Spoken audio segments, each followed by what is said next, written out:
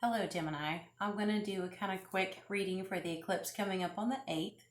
How are you guys doing? How did you guys handle the last eclipse?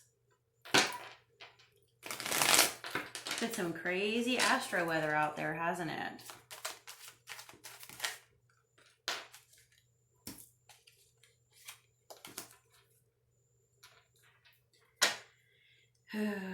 And I was reading, some people think that the elections are actually going to end up kind of like possibly like stuck because of all the astro weather, like really tight, close call. It looks like during the last eclipse, you might have actually, what do you call it, had a decent time, a reunion with people that you love. Did you have, any of y'all have a good time during the last eclipse? Because this is what I got. So that's good, right?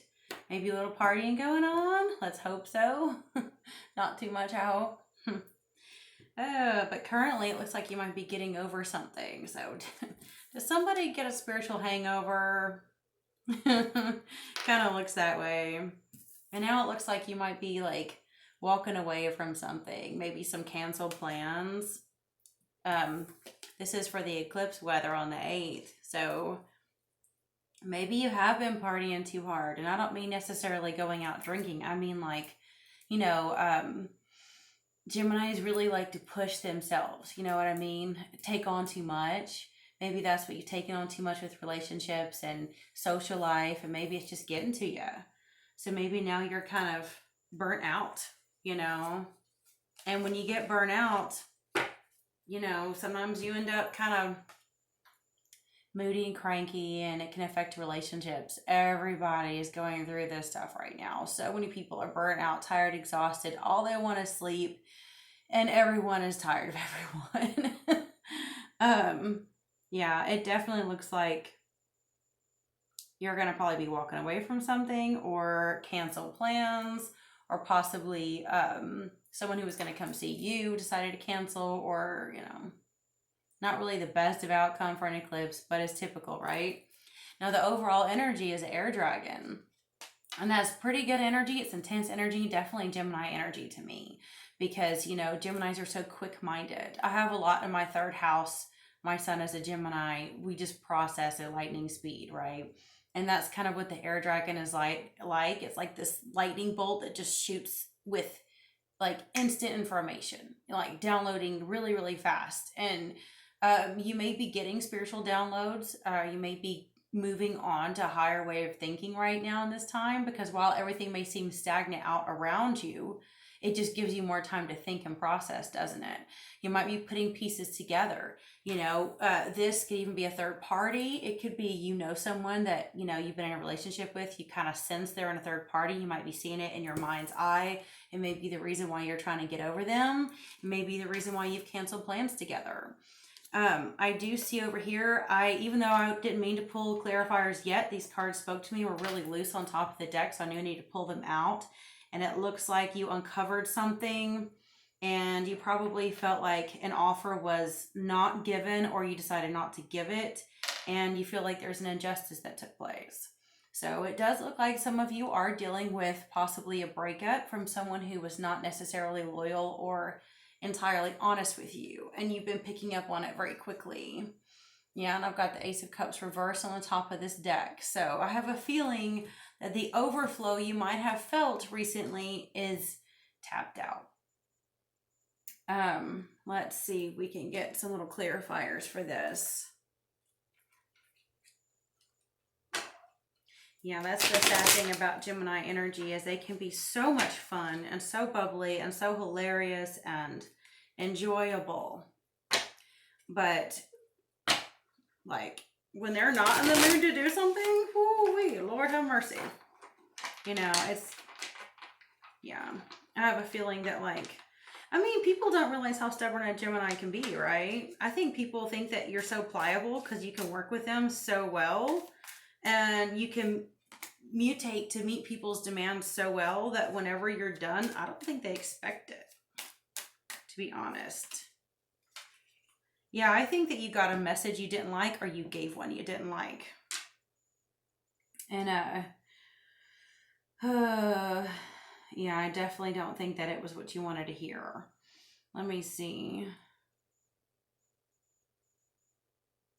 Yeah, was it you or them? I think you or them gave a kind of message that they didn't like. I feel like you might have said something, for some of you that was like, yeah. I feel like you've been saying you've been working way too hard to achieve your goals, and you're not going to let people slow you down, you know? So, I hope you guys handle this eclipse okay. Because if you're going to be canceling plans or, I mean, I don't know if you already have canceled them or if that's something that you're going to run across when the eclipse actually happens, but that's the energy for the eclipse for you, you know? King of Cups reversed. Seven of Swords reversed. Yeah.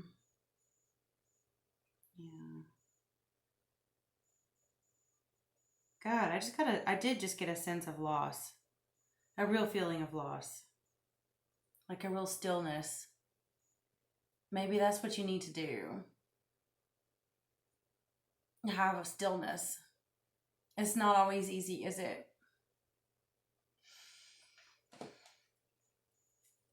Because, I know that, like, it's really easy to tell you how you feel about your relationships, but how easy is it to help you out so that you can navigate this eclipse weather without wanting to rip someone's head off, right? Yeah,